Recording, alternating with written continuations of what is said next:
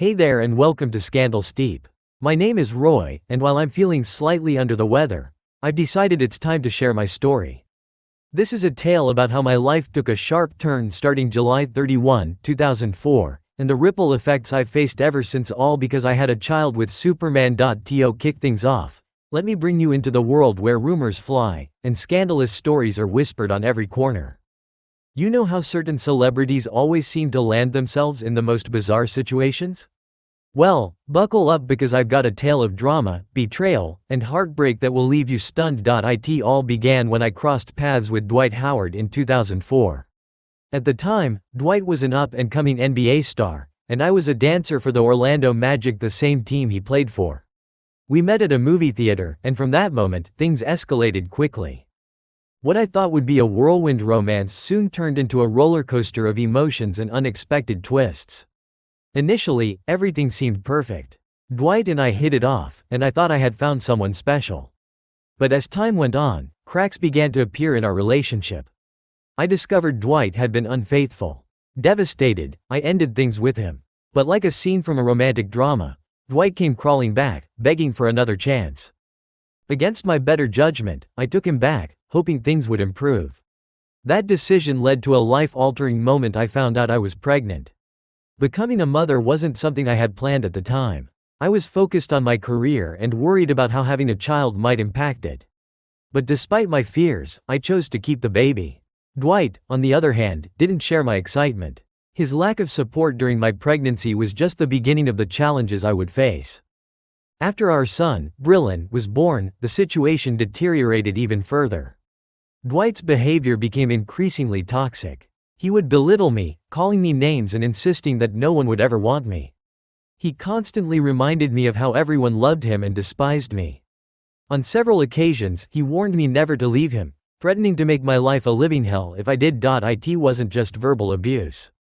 Dwight's temper sometimes took a physical turn. I recall one terrifying incident when he grabbed me by my hair, forced me to the floor, and angrily demanded to know who I had been talking to. He even threw me into an entertainment center, breaking its door. In the chaos, our son tried to intervene, only to be pushed aside.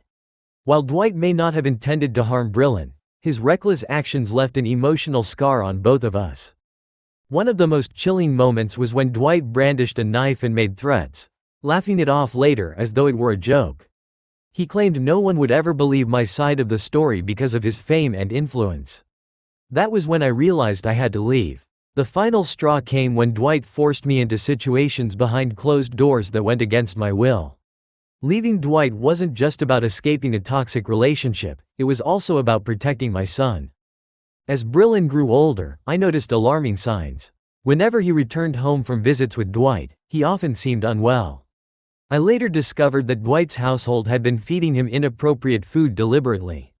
Even more distressing were the behavioral changes I observed in my son. One of the most shocking revelations was the truth about the nanny Dwight had hired. I had a gut feeling something wasn't right. My worst fears were confirmed when I learned this nanny had been harming children. Instead of reporting her, Dwight chose to pay her off to keep things quiet. It was another example of how he and his family seemed to prioritize protecting their image over doing the right thing.